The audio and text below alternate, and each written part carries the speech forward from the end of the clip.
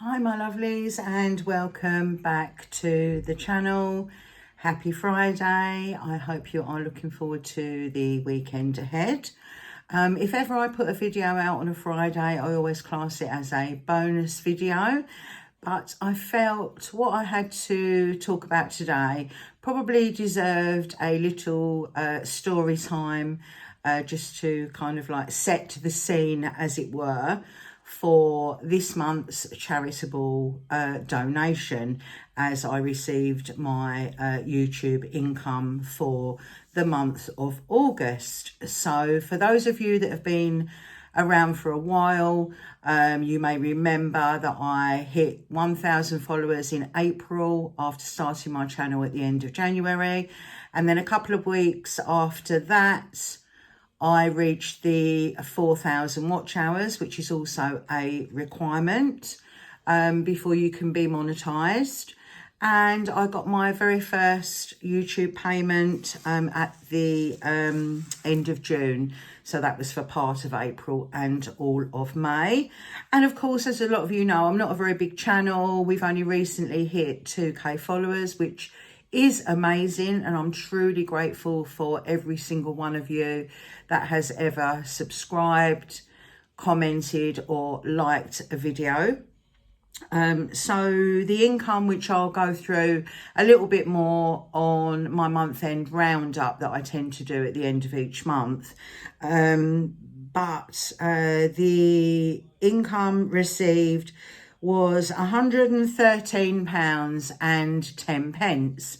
And as a lot of you guys will know, I put 20% away for tax.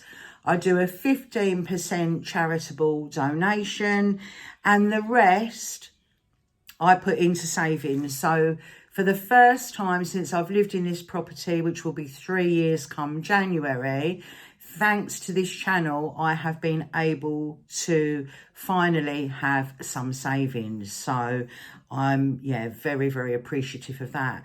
And I am, of course, I appreciate very much that we are able to do a charitable donation of sorts.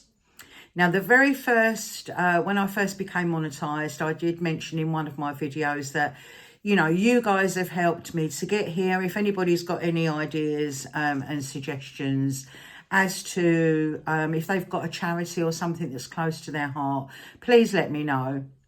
And I will definitely consider making a donation to any charities that may be suggested. I only had one person comment on that video, and they suggested the Tussle Trust. So the very first YouTube payment I received, that is where my 15% charitable donation went, and a receipt for that was shown. The only other suggestion that I had was from my daughter. And this month I have decided, after doing months, so it would have been 2 months of food bank donations where you would have seen me do the shopping and put the stuff in the food bank, I've decided to go with my daughter's suggestion. I promised her I would at some point, and I thought, right, let's do it now. So this may be something that I do occasionally, maybe a couple of times a year, just to help out. So let me set the scene and get into story time. Back in 2020, my youngest daughter and I were booked before COVID took over in March. We had a holiday booked to go to Dubai in the September.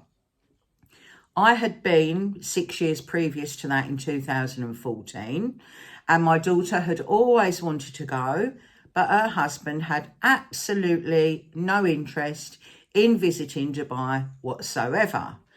Little side note, that's now changed. He's addicted. They go every year. However, our holiday got cancelled, as a lot of people's holidays did that year. But in the summer, around about July time, I believe, air bridges to certain countries had opened. So we decided we would go somewhere else that both of us had always wanted to go to, and that was the Greek island of Mykonos. So we had a wonderful week. I fell in love with the island. I think it's fair to say we both did.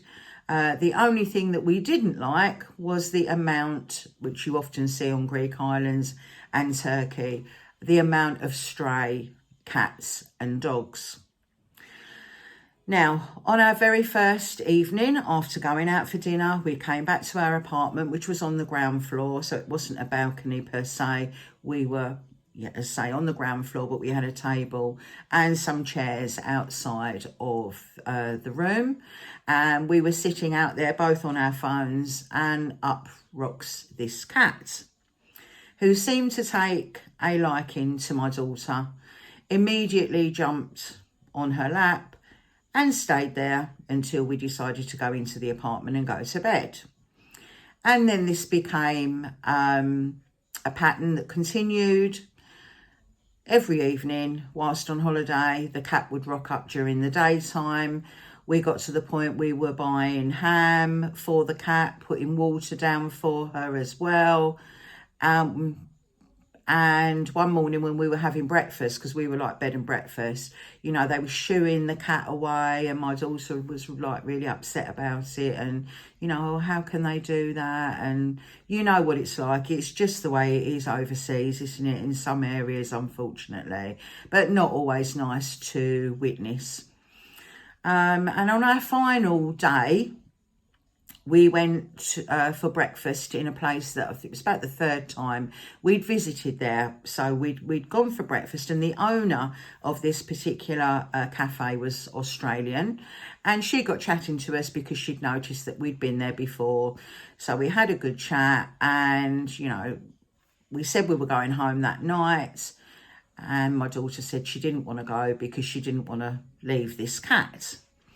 And we also asked the question why the cat had one of her ears kind of snipped off at the top. So apparently that was part of a program that they've got running to get strays off of the streets, you know, in a position where they're not going to have more kittens and add to the problem. So she explained all of that to us, and that kind of made sense because we thought she may have been in an accident or hurt herself or something like that. Anyway, the lady in the cafe said, because my daughter said, I want to take her home. And the lady said, are you serious about that? My daughter said 100%. And I said, oh, you know, what about your husband? Oh, well, you know, he knows what I'm like. He knows I'm a softie with animals. And yeah, I really want to be able to keep her. How can I do it? And the lady said, well, I can put you in touch with somebody, she said, who does assist with that kind of thing. Here's her number, give her a call. So my daughter called this lady on her mobile phone. And at the time, I'll never forget, the lady said, oh, you know, my signal's not great because I'm currently up a mountain rescuing 2 donkeys, which was, well, not funny for the donkeys, of course, if they needed rescuing, but, you know, it was just a funny situation to be in. My daughter explained the situation and she said, I can help you. I think she quoted some kind of cost that it would be and what would be involved in getting the cat to the UK. And my daughter was in agreement with everything that she'd said. And then it transpired, she then spoke to the lady who owned the cafe, the Australian lady, and the Australian lady was going to be coming to our apartment at 3 o'clock in the afternoon to collect the cat and start her off on her new journey, her new life, and the journey to get to the UK. So at 3 o'clock that afternoon, we were back at the apartment, and of course, the cat rocked up and was put into a pet carrier, and off she went and wasn't seen for probably about a month. So basically, what happens, so the cat would then go on a boat to Athens. Whilst in Athens, she would live with a foster person. And during that time, because I think that had to be 2 or 3 weeks, she would be checked over by a vet and she would have all of her vaccinations. Then she would leave Athens on a flight. There are only certain flights who will allow you to take on, certain airlines that will allow you to take on a pet carrier. So she would be chaperoned into Charles de Gaulle Airport in France, where she would be met by a pet taxi, where other animals are coming in from other countries, and the pet taxi basically delivers all the animals, cats, dogs, whatever, throughout the UK. So my daughter was eventually told which service station she would have to go to, because the pet taxi, which was a van, would come from Charles de Gaulle Airport to Calais, and then over on a boat into Dover, and then these pets would be distributed throughout the UK at a service station fairly near to where their new home would be. And that is how my daughter came to have another cat. And she said, what am I going to call her? And I said, well, the apartments that we were staying in were called the Animos apartments. Why don't you call her Annie? Because that is where you met her. So that was decided upon. So Annie the cat has been with my daughter, who lives 15-minute walk up the road from me now, where I currently live. And she's been there, it will be coming up for 5 years, very, very soon. And she adjusted very, very quickly to life in the UK. She's still just as demanding for attention as she was outside the apartment in the resort of Ornos in Mykonos. And my daughter will often put photos in the family chat. The cat has somehow got under the bed, and then when one of the children, because my daughter didn't have kids at the time, when one of the children go for their naps, somehow or other she appears, and on the baby monitor my daughter can see, you know, there's Annie curled up in a ball with a toddler. So my daughter's got a 4-year-old, so he doesn't really have daytime naps now, but she's got her younger one. She's got 2 boys, the eldest is 4, and the youngest one is coming up for 2 years old in November. So that is my little story time. So what I'm going to do, because I've gone back and I've seen recently clips, and I suppose this is what brought it to the forefront of my mind, because in my Facebook memories recently, I have had holiday photos, pictures of Annie, and then also my daughter's obviously got a picture when she picked the cat up from the pet taxi at the service station, holding the pet carrier with the cat in. And I am going to pop some pictures in now for you to see from Facebook and Instagram. I will, of course, cover up my daughter's face, just, you know, for privacy. And yeah, so basically that is where I have made my donation. Now, the 15% donation worked out to £16.96 for the month. And I just want to show you, because when I went through to their website, again, like I said, I'll put the receipt and everything up on the screen along with the photos. I just want to go onto my banking app to tell you exactly what it equated to in sterling, purely because I rounded it up and I just put 20 euros, and I think there was 58p, like some kind of service charge. Okay, so the total was £18.01. So slightly over the budget on the charitable donation, but I'm really not worried about that at all.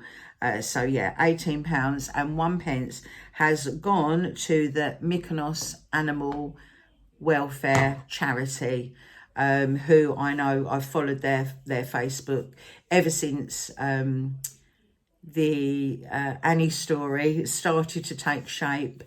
And of course, with winter coming up, it can be very, very difficult for them when it comes to feeding the strays, and making sure that they are all okay, and taking part in, you know, these programs whereby the females are neutered to stop more kittens coming along and ending up on the streets, basically. So I like to think that you guys will all be absolutely okay with that. I think most of us are, you know, pet lovers. I wouldn't say I'm a huge pet lover, but I certainly love the pets that are within my family.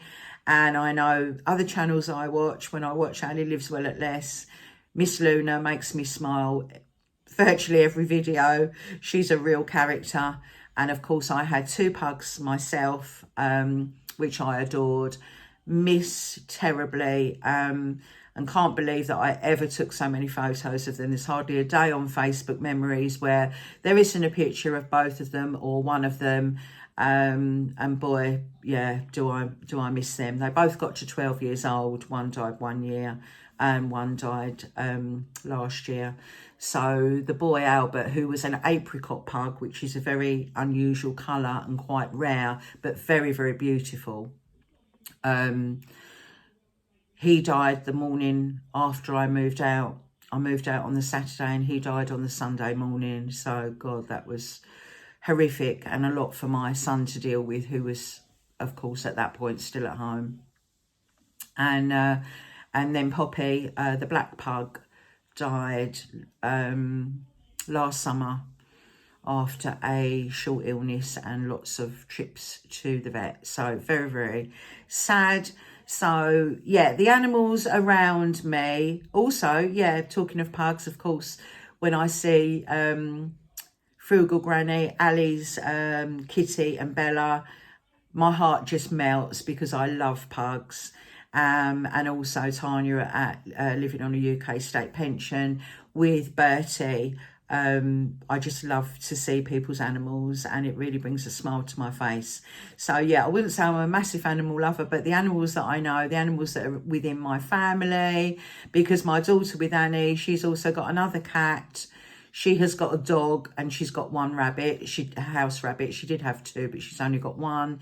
My eldest daughter also has a black Labrador and 2 cats as well. So yeah, so all of these animals around me and all the ones that I see on YouTube, I absolutely do love them to bits. So yeah, I hope you don't mind that we've missed the food bank this month and we have given to another cause that is very worthy of a donation. So I'll pop the pictures in now. Thank you so much for listening, and I'll see you on Sunday. Take care, guys. Bye-bye.